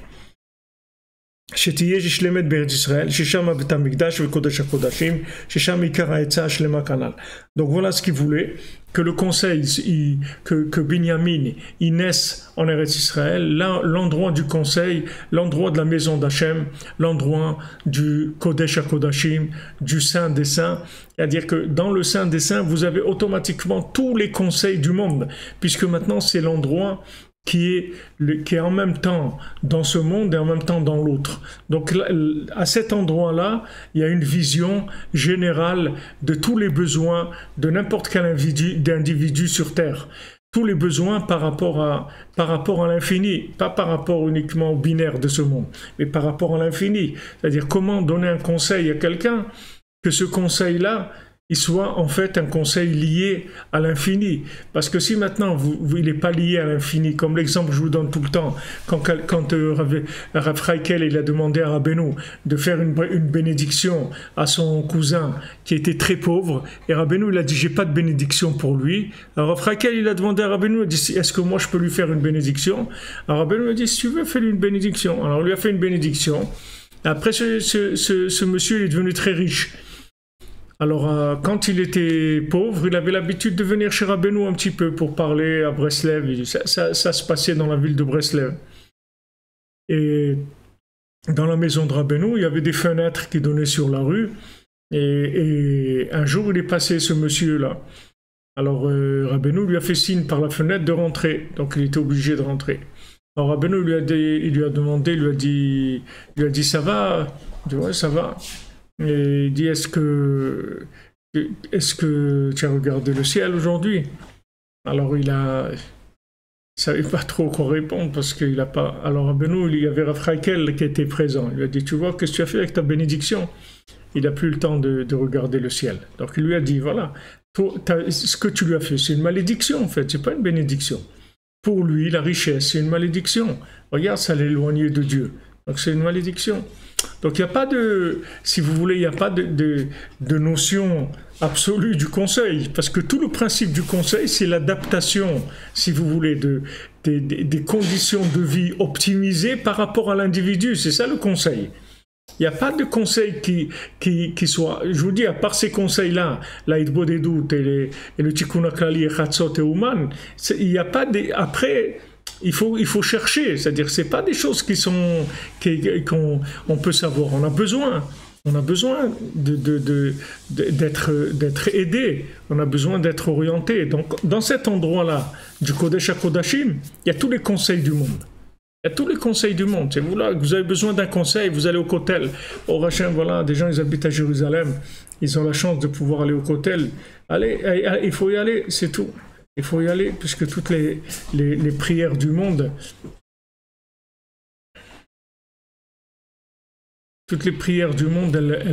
elles passent par cet endroit-là. Toutes les prières du monde, elles vont passer par cet endroit du Kodesh HaKodashim. ועל כן כשבאו אחרי יוסף למצרים וראה שהם שווים בתשובה על מכירתו ואזי צריכים לחזור ולהתחבר עמהם, אז יהיה נגמר ונשלמת העצה. Donc maintenant, quand ils sont venus les frères de Yosef en Égypte et il a vu que maintenant ils sont en train de faire de tchouva, en train de faire tchouva sur sa vente, c'est-à-dire sur le fait qu'ils l'ont vendu, ils ont regretté de l'avoir vendu.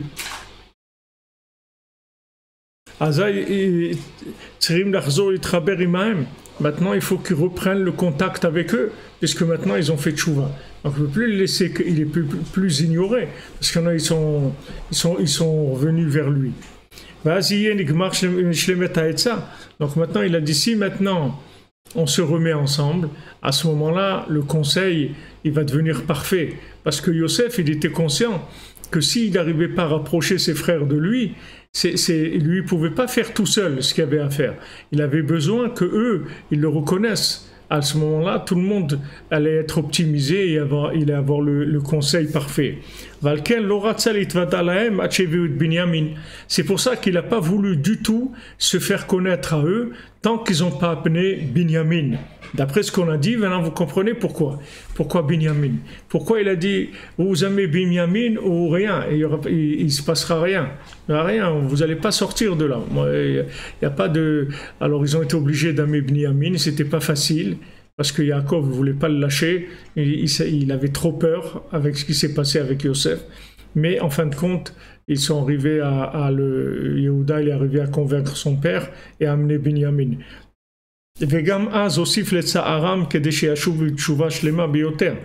Et Yosef, il a continué à les faire souffrir, c'est-à-dire à le mettre dans des situations où ils ne comprenaient rien, où ils perdaient complètement leur logique, de manière à ce qu'ils se posent des questions, qu'ils se demandent mais qu'est-ce qui se passe dans notre vie, pourquoi c'est tout à l'envers comme ça?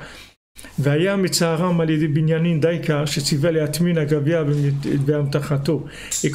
quoi il les a le plus embêtés? Avec Binyamin, parce que quand ils lui ont emmené Binyamin, alors après il a caché sa coupe dans le bagage de Binyamin, et à ce moment-là, il aurait tombé dessus par rapport à ça. Et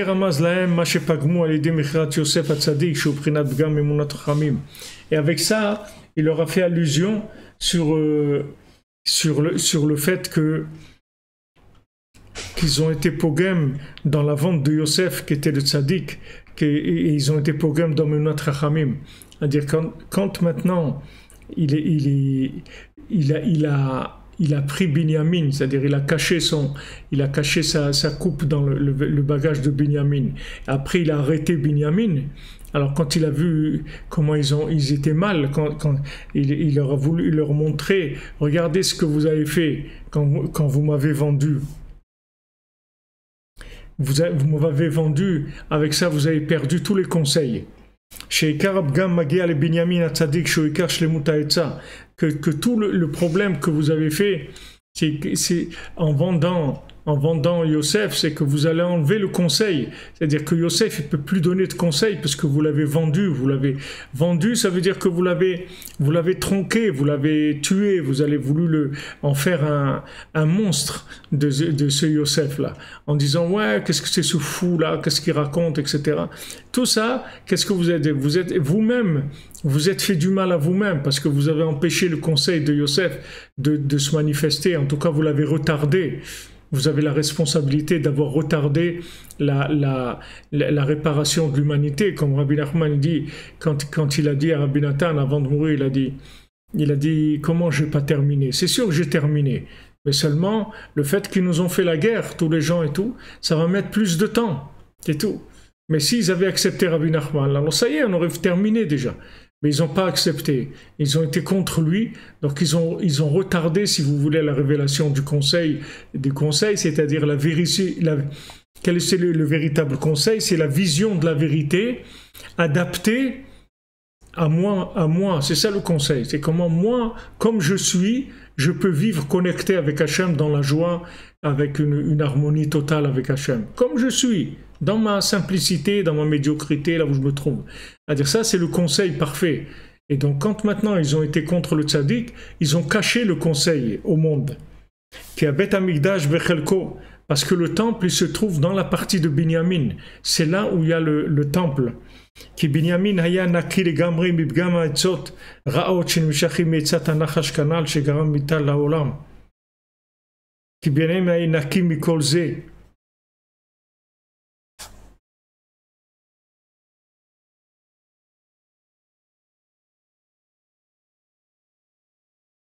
Binyamin, il était complètement propre de tous les conseils négatifs qui viennent du conseil du serpent, qui a amené la mort dans le monde. Et Binyamin, il était complètement propre de ça. Que bien qu'il soit mort du serpent, parce que le serpent, il a amené la mort pour toute l'humanité. Mais lui-même, il n'avait aucune part à ça. C'est-à-dire que bien que maintenant il ait subi, comme la plupart des hommes, la mort qui vient du serpent, mais lui, il n'avait pas de part. Comme tous les grands tzadikim, comme Moshe Rabbeinu, ou Rabbi Shimon, ou le Arizal, ou le Baal Shem Tov, ou Rabbi Nachman, ils n'avaient pas de part à la mort, si vous voulez. Eux, ils n'avaient rien à voir avec ça. C'est que comme le système, il était comme ça, alors eux aussi, ils sont morts, apparemment. Mais c'est uniquement une apparence par rapport au système. Mais eux, ils n'ont jamais rien eu à faire avec le serpent. Jamais. C'est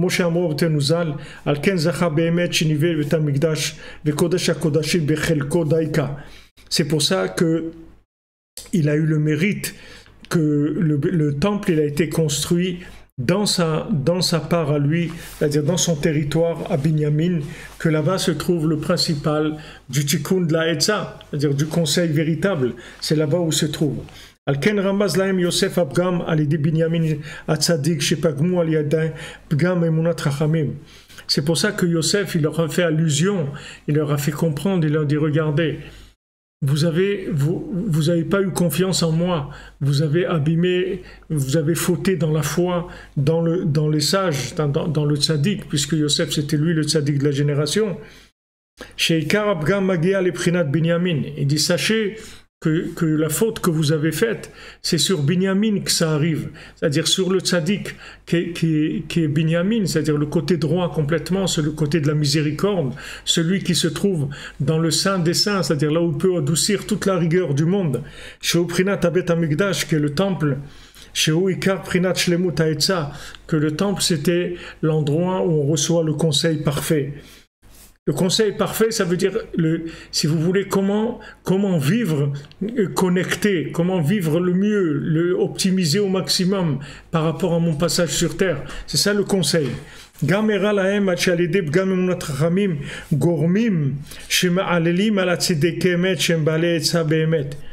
leur a dit aussi, par le fait que vous n'avez pas confiance dans les sages, vous entraînez que les gens aussi, ils sont contre les tzadikim. Et donc ils s'éloignent des conseils véritables. Moshkatouv, veneeni mimenu etza. Comme c'est écrit, on profite de conseils du tzadik. Gormim shebodim alehem kzavim, kailu hem ganavim veramaim chas v'shalom. On entraîne que chas v'shalom, on invente des mensonges sur les tzadikim, que chas v'shalom c'est des voleurs ou des tricheurs. On entraîne que tout leur comportement il est pour voler et pour tromper les gens. À ce moment-là, ils ont pris conscience, les tribus, jusqu'où arrivait la destruction qu'ils ont faite avec leur comportement. À ce moment-là, ils se sont repentis de façon parfaite.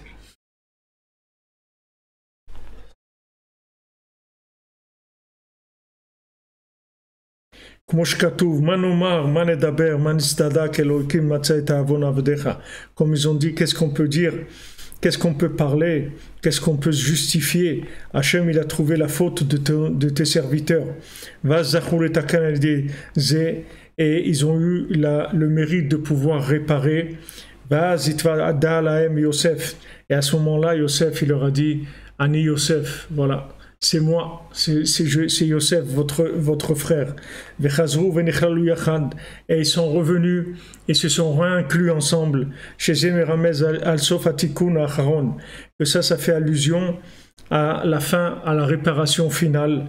Que chez Yavo Mashiach, quand Mashiach il va venir, que quand Mashiach il va venir, le conseil il va être parfait. Chez Az Yachzor vit Ached Malchut Bet David. Et à ce moment-là, la royauté de David, elle va se réunir alors qu'elle a été divisée au début. Il ne va plus y avoir de différence entre David et Yehuda. Il va y avoir, c'est-à-dire il va plus y avoir entre dire que toute la royauté de David, elle va être réunie dans Jérusalem, alors qu'il n'a pas pu régner. Au début, il a dû régner à Hebron, et après il a régné à Jérusalem. Parce que le fait que maintenant la royauté de David, elle a dû être divisée, et le fait que le conseil n'est pas parfait, n'est pas clair, c'est une seule chose. C'est-à-dire que le fait, pourquoi le conseil n'est pas clair? Parce que la royauté de David, elle n'arrive pas à s'installer dans le monde. Donc automatiquement, les gens, ils voient pas clair. Parce que du fait que David, il a une partie à Hebron, une partie à Jérusalem, ça fait que le conseil lui-même, il est toujours divisé. C'est-à-dire on n'arrive pas à voir de façon claire ce qu'on doit faire. C'est pour ça qu'on lit cette haftara, la haftara qui parle de la division des Shvatim en Eretz Israël. On la lit dans la parasha de Vaïgash, que cette parasha, c'est quand Yehuda vient chez Yosef. Ils vont plus se diviser en deux royautés. C'est pour ça que le Mashiach, il s'appelle un conseiller étonnant, époustouflant. Si vous voulez, il va donner des conseils étonnants, époustouflants, extraordinaires.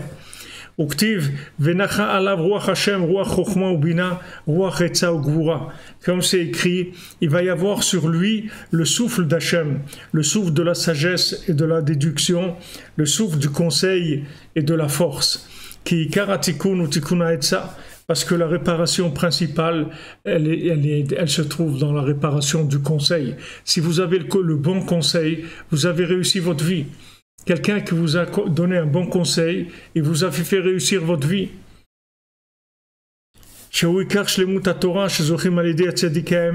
Que ça c'est la Torah parfaite. La Torah parfaite, c'est d'avoir les conseils véritables. Et ça, on n'y arrive que par le tzaddik de la vérité, le tzaddik véritable. Les kabel misham etzot amitiot, de recevoir de là-bas des véritables conseils. Chacun selon ce qu'il est, de manière à pouvoir sauver son âme de la destruction, d'avoir des conseils pour réussir de façon éternelle, pas avoir une réussite momentanée, avoir une réussite éternelle. C'est-à-dire que ce qui s'appelle réussite, c'est la réussite éternelle, c'est pas la réussite momentanée. Quelqu'un, il a réussi momentanément, ok, il a monté une boîte, il a monté Amazon, ou il a monté Alibaba, ou je ne sais pas ce qu'il a monté, il a réussi. Mais ce qui compte, c'est la réussite éternelle, parce que cette réussite-là, c'est une réussite momentanée. La réussite éternelle, c'est quelqu'un qui a trouvé le tzaddik, quelqu'un qui est venu à Ouman, quelqu'un qui est venu faire son tikkun à Ouman, quelqu'un qui est venu à Rosh Hashanah, Quelqu'un qui se lève à Chatzot, qui fait des doutes, ça c'est de la réussite éternelle. Ces conseils-là, ce sont des conseils de réussite éternelle. Et cette réussite éternelle, elle est aussi une réussite dans le relatif. Cette réussite éternelle, elle va donner la réussite dans ce monde aussi. C'est pas que la réussite de l'autre côté, que ce monde-là, il est catastrophique. Dans ce monde aussi, ça va marcher. C'est pas que dans l'autre monde. Les conseils du tzaddik, ils marchent dans l'autre monde et ils marchent dans ce monde aussi. Parce que le tzaddik, il veut obtenir pour nous une vie heureuse dans ce monde aussi. Pas que uniquement de l'autre côté, tout ce qu'on va avoir, mais dans ce monde aussi, il veut que ça soit du mieux possible pour nous. Donc ça, on a besoin de conseils. À un moment de notre vie, il y a des conseils qui sont déterminants dans ce qu'on va faire dans notre vie et qui sont extrêmement importants. Et si on n'a pas ça et qu'on a un mauvais conseil, chas v'shalom, on déraille complètement après. Alors que si on a le bon conseil, au contraire, on fait que progresser, qu'avancer, on est boosté, c'est de mieux en mieux, ça se démultiplie en bien si on a le bon conseil. Donc c'est pour ça qu'après Rabbi Nathan, il vous dit על כן צריכים להתפלל הרבה להשם יתברך שיזכה לעצות אמיתיות כאלו. C'est pour ça qu'il faut beaucoup prier à Hachem qui nous donne le mérite d'avoir des bons conseils comme ça. וזהו ויגש אליו יהודה. C'est ça qui est écrit qu'il s'est rapproché, que Yehuda s'est rapproché de Yosef. Ça parle de tout le peuple d'Israël qui s'appelle Yehudim, des Juifs par rapport à Yehuda. Shem Nigashim el Yosef. Tout le peuple juif il vient vers Yosef. Prinat Tzadik Haemet. Ils viennent chez le Tzadik véritable. Veshavim Bitshuva al Mechirato. Et ils font tchouva sur la vente de Yosef. Chez Prinat Bgam Emunat Chachamim, qui est le Bgam dans Emunat Chachamim, c'est-à-dire d'avoir abîmé la Emunat Chachamim, Prinat Chalukat Haetza, c'est-à-dire d'avoir le conseil qui est divisé, qui Mechirat Yosef ou Prinat Chalukat Malchut Bet David, chez Prinat Chalukat Haetza, parce que la vente de Yosef, c'est la division de la royauté de David, qui est le fait que le conseil n'était pas clair, il était divisé. Comme c'est écrit dans l'Haftara de Vaïgash, qui parle de ça. Comme il est écrit, comme écrit, ils ne seront plus divisés en deux royautés. Parce que la paracha de Vaïgash, elle parle du tikkun, de la réparation, de la vente de Yosef. Chez Uprinat Bgam Haetza, qui est le fait qu'ils ont le conseil complètement à l'envers. Comment ils sont arrivés des gens comme ça? Comment ils peuvent arriver des gens attachés à Hachem, des gens qui étudient la Torah, des gens qui ont la crainte d'Hachem? Comment ils peuvent arriver à un conseil comme ça de vendre Yosef, de vouloir tuer Yosef, de vouloir vendre Yosef? Avec toute la connaissance de Torah qu'ils ont, avec toute la sainteté, la pureté qu'ils peuvent avoir, comment ils peuvent arriver à se tromper comme ça? Chez Shavim Bitshuva, c'est-à-dire que maintenant ils font tchouva, ou mefaïsim oto, et ils essayent de devenir être mefayes. Mefayes, ça veut pas dire être mefayes, ça veut dire essayer de le calmer, de lui dire des paroles qui vont l'adoucir. Et il demande à Yosef, pardonne-nous. Il dit voilà, maintenant donne-nous des conseils véritables. On te demande pardon sur ce qu'on a voulu faire. Maintenant donne-nous de véritables conseils. Et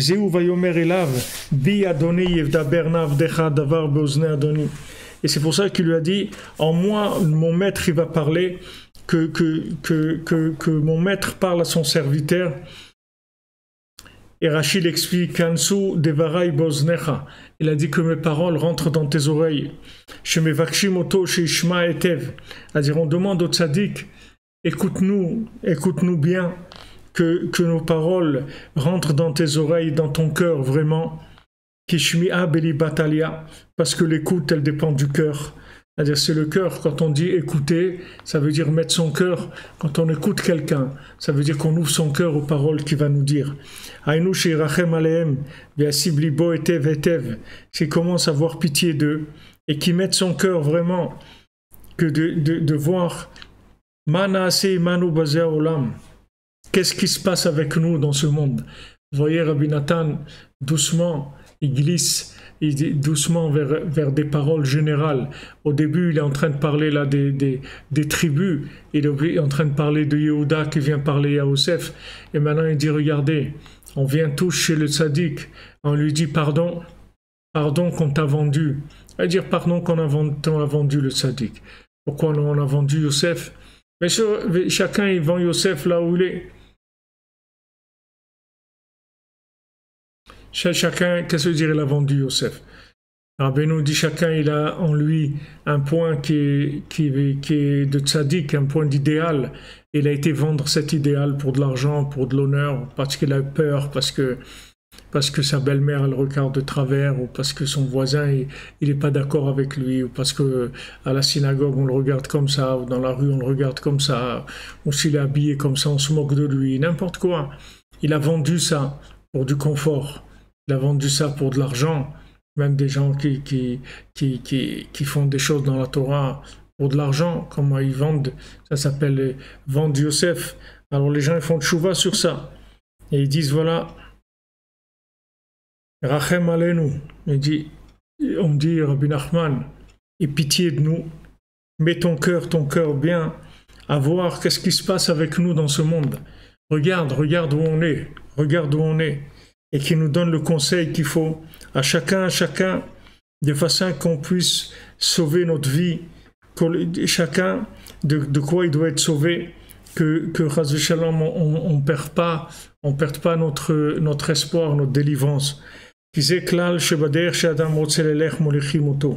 Parce qu'on a une clé, une généralité, que le chemin que quelqu'un il veut emprunter, alors on le dirige vers ce chemin-là.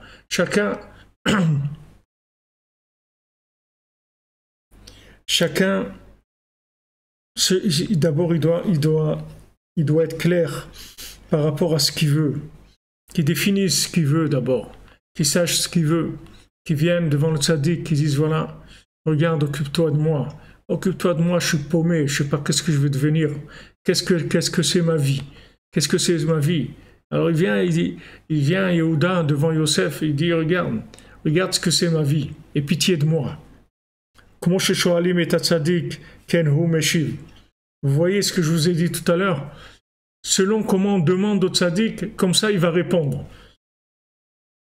Si vous venez chez le tzaddik et vous dites je suis paumé complètement, je suis paumé, aide-moi, je suis paumé. Si vous levez la nuit, vous faites ratzot et des doutes, vous demandez au tzaddikim, aidez-moi, je suis paumé dans ce monde. Je ne sais pas quoi faire de ma vie, je suis paumé. ובזה באים כל העצות המקולקלות שנדמה לו שמת השם הם, או שהצדיק יעץ לו כך, ובאמת הכל ממנו בעצמו. Et de ça viennent tous les conseils à l'envers qu'il y a dans ce monde. Qu'il pense que ça vient d'Hachem, ou que ça vient que le tzaddik qui lui a conseillé ça. Et en fait, ça vient que de lui, parce que c'est lui qui a voulu interpréter les choses avec sa Torah grecque, sa Torah à la grecque. Comme je katouv, Ivelet Adam Tesalev Darko, c'est la folie de l'homme, c'est elle qui fausse son chemin. Comme chez Darshua Betenuzal, Mikraze Al Shvatim Shepagmu Baetza. Comme nos sages, ils ont expliqué ça par rapport aux tribus qui ont abîmé le conseil, c'est-à-dire qui ont un mauvais conseil. Alken Misherotse Lachus Alatzmo, Behemet. Donc celui qui va avoir pitié de lui-même vraiment. C'est-à-dire Levakesh Meod. Il doit beaucoup supplier, betachnunim, rabim, avec beaucoup de supplications. Il doit demander à Hachem et demander au tzaddik. Vous voyez, quand les gens ils disent est-ce qu'on peut prier le tzaddik, voilà, regardez ce qu'il dit Rabbi Nathan. Il faut beaucoup demander avec beaucoup de supplications à Hachem et au tzaddik à Emet. Que mettez votre cœur, regardez ce qui se passe avec moi, regardez ma vie ce qu'elle est, vous n'allez pas me laisser comme ça, je vais pas passer toute ma vie à être un idiot quand même, je vais pas rester comme ça toute ma vie. De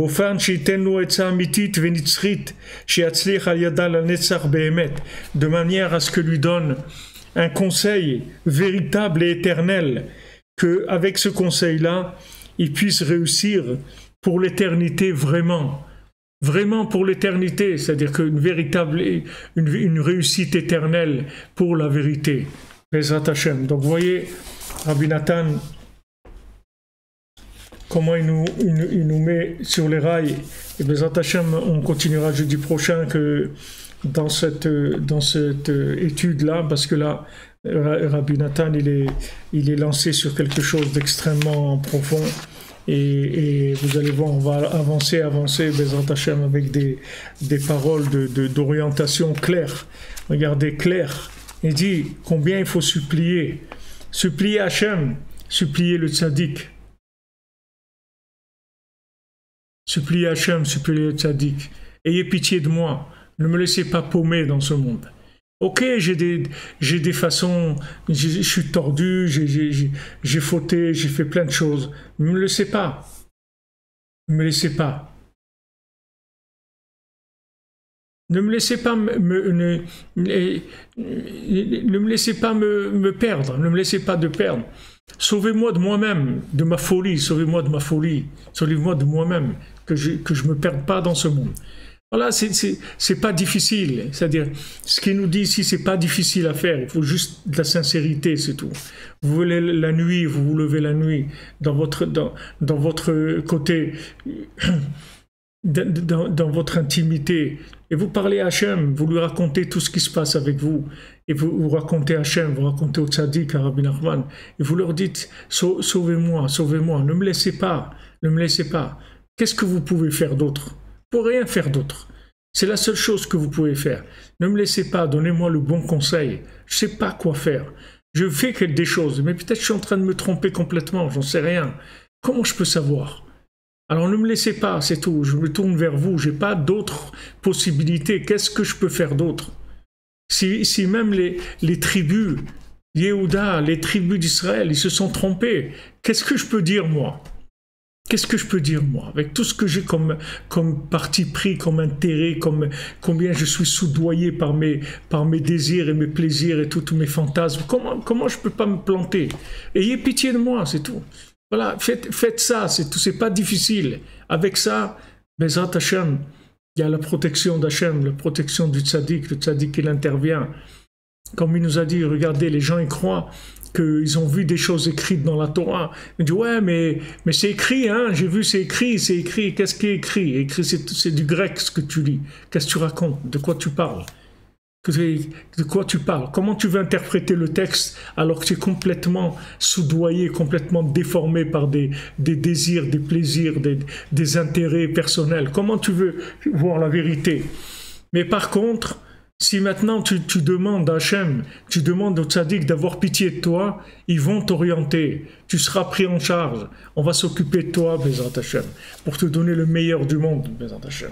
Alors, Chodesh Tov, que des bonnes nouvelles les amis, Shabbat Shalom, des bonnes nouvelles, que des délivrances pour tout le monde. Ayez confiance, demandez la pitié d'Hachem et du tzaddik, que vraiment il s'occupe de nous et qu'il ne nous laisse pas rater notre vie, qu'on puisse optimiser notre vie, que ça soit une vie en même temps heureuse dans ce monde et en même temps éternelle dans sa réussite, une réussite totale dans ce monde et dans l'autre, Bezrat Hashem. Que des bonnes choses. Que des bonnes choses, les amis. Merci de votre présence, de votre soutien. Merci d'être là avec nous. Et mon atrachamim, oui, mes amis. Merci d'être avec nous. Vous avez vu le Mishkan. Vous montrerez, Bezrat Hashem, des photos un peu plus récente la semaine prochaine, parce que ça a avancé un peu plus que ça, on est déjà dans le deuxième étage, mais aussi combien de guerres, vous pouvez pas vous imaginer comment, des fois là j'étais cette nuit au Tzion, combien de gens ils viennent m'insulter, c'est horrible, mais bon Hachem, heureusement qu'on sait pourquoi il y a tout ça, comment des gens qui sont soi-disant des chassidim ou des gens comment ils peuvent se descendre dans des choses comme ça. Mais quand vous voyez ce qu'ils ont fait, les shvatim, des gens comme ça, qu'est-ce que vous pouvez reprocher aux gens? À des gens qui sont, les pauvres, complètement perdus déjà. Alors ils sont là avec plein de fantasmes et de choses. Mais bon, Hachem, les rébés, C'est un grand Natsran. Et ensemble, on arrive à des choses merveilleuses. Merci pour tous ceux qui nous soutiennent. Merci tous ceux qui ont aidé pour le Mishkan. Grâce à vous, voilà, il va y avoir un Rosh Hashanah merveilleux, Bezant Hashem. Merci pour tout.